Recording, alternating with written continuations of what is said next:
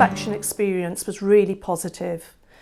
Part of the reason for that was the regularity of communication and plenty of opportunity for professional discussion. The inspection team created a really positive environment with our staff and students, both here at the university and also out in our partner school. The whole process felt very collaborative. The two-way conversation between partnership staff and the inspection team was robust, thorough and informative. Inspectors were really prepared to listen and follow up where necessary.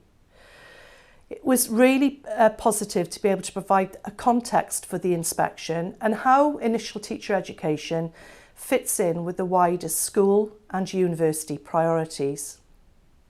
There was lots of opportunity for us to celebrate the good features of the partnership. We were able to, for example, negotiate dates of visits to partner schools and the university in order to see the partnership at its best. In addition to this, we were able to highlight specific events that were going on throughout the academic year. And where possible, the inspection team came in to have a look at some of these additional events. All of the meetings with the inspection team were collegiate and probing. Inspectors were welcoming and created the right environment to enable colleagues and students to really engage with the inspection process.